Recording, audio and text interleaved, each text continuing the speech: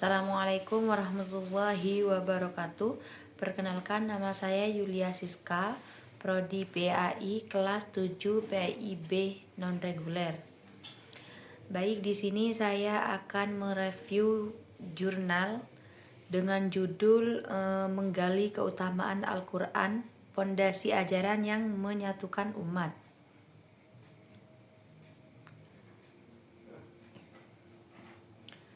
Yaitu yang pertama membaca, dan yang kedua keutamaan membaca Al-Quran dan dalam Al-Quran, yang terakhir keutamaan membaca Al-Quran dalam hadis.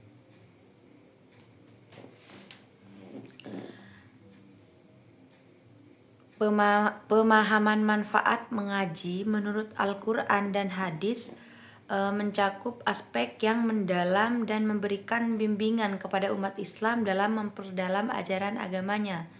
Dalam pembahasan kali ini kita akan mengupas beberapa aspek manfaat membaca Al-Quran berdasarkan dua sumber utama, yaitu Al-Quran itu sendiri dan peninggalan suci Nabi Muhammad SAW. Yang pertama, membaca.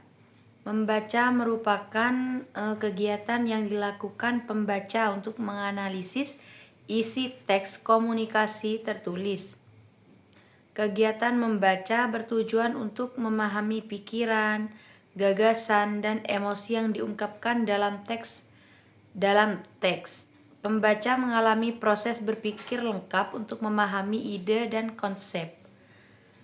Ada dua proses yang berbeda dalam kegiatan membaca. Proses fisik dan juga proses psikologis. Proses fisik ini berlangsung dalam bentuk kegiatan membaca observasi visual. Dan sedangkan proses psikologis merupakan hasil observasi membaca yang dilakukan penglihatan manusia melalui sistem saraf. Berdasarkan dua pendapat di atas tentang pentingnya membaca, kita dapat menyimpulkan bahwa membaca merupakan suatu kegiatan yang menggunakan dua aspek, yaitu fisik dan psikis. Berdasarkan dua pendapat di atas tentang pentingnya membaca, kita dapat menyimpulkan bahwa membaca merupakan suatu kegiatan yang menggunakan dua aspek, yaitu fisik dan psikis. Kegiatan membaca bermanfaat bagi proses berpikir dalam memahami pikiran dan gagasan berdasarkan teks yang dibaca. Yang pertama, Al-Quran. Al-Quran merupakan kitab suci umat Islam yang diturunkan kepada Nabi Muhammad SAW sebagai wahyu. Al-Quran merupakan kitab pelengkap dari kitab lainnya. Di antara kitab-kitab Allah Subhanahu wa Ta'ala, hanya Al-Quran saja yang dianggap benar. Ada makna lain bahwa Al-Quran merupakan mukjizat terbesar berupa firman Allah Subhanahu wa Ta'ala.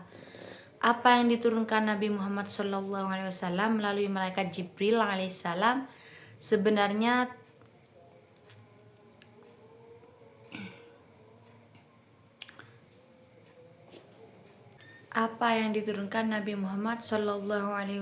melalui malaikat Jibril alaihissalam sebenarnya tertulis dalam mushaf, namun setelah dibaca adalah mazhab.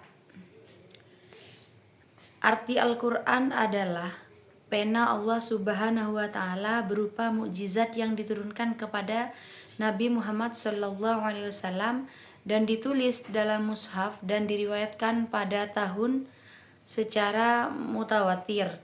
Bacaannya termasuk ibadah. Menurut pendapat dua ahli Al-Quran, dapat dipahami bahwa Al-Quran adalah kitab suci yang sangat sempurna dan membacanya adalah ibadah. Membaca adalah ibadah yang mulia, membaca firman langsung dari Allah Subhanahu wa Ta'ala. Selanjutnya, hadis. Dilihat dari pendekatan kebahasaannya, hadis berasal dari bahasa Arab, tepatnya kata hadatsa yadusu hadsan hadisan dengan banyak arti yang berbeda-beda.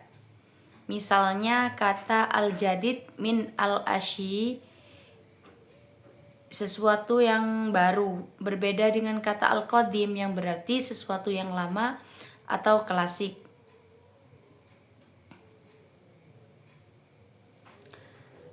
Berdasarkan keterangan pada ayat di atas, para ulama usul fikih meyakini bahwa hadis adalah seluruh ucapan, perbuatan, dan keputusan Rasulullah SAW dikaitkan dengan hukum Fadilah, Kusuma, dan Anwar tahun 2022. Sementara ulama fikih mengidentikan hadis dengan sunnah, yaitu takfi buruk, perbuatan yang jika dilakukan akan mendapat pahala dan jika ditinggalkan tidak akan mendapat siksa. Dalam kaitan ini, para ulama fikih berpendapat bahwa hadis merupakan salah satu sifat hukum syariat atas suatu perbuatan yang memerlukan pelaksanaannya. Namun, syarat untuk melaksanakannya tidak ditentukan agar orang-orang yang menyelesaikannya dapat diberi pahala dan tidak disiksa oleh orang yang meninggalkannya. Pembahasan yang kedua, keutamaan membaca Al-Quran dalam Al-Quran. Sebagai pedoman hidup dan hikmah, Al-Quran memberikan gambaran bahwa kitab ini merupakan pedoman hidup bagi umat manusia. Membacanya dengan penuh pemahaman dan juga memberikan hikmah yang diperlukan untuk menghadapi berbagai aspek kehidupan.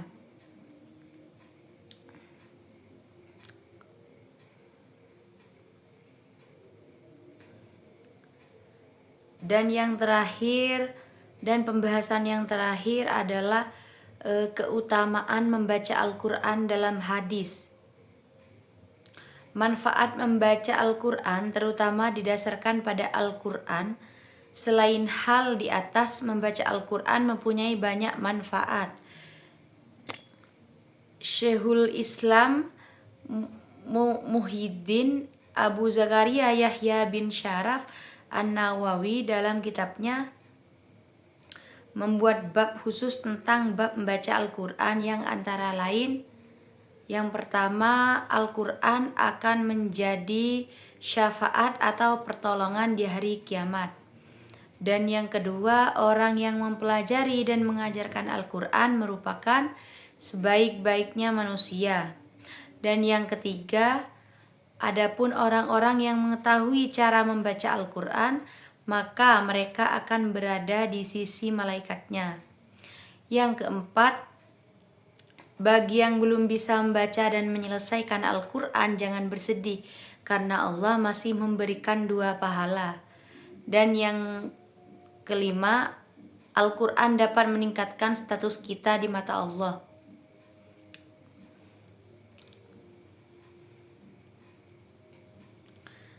Hadis juga mengatakan bahwa setiap kali seorang muslim membaca Al-Quran, para malaikat berkumpul untuk mendengarkan Sahih Muslim. Ini menekankan keagungan dan berkah yang terkait dengan membaca Al-Quran. Membaca Al-Quran dengan sungguh-sungguh bisa menjadi cara menghilangkan dosa.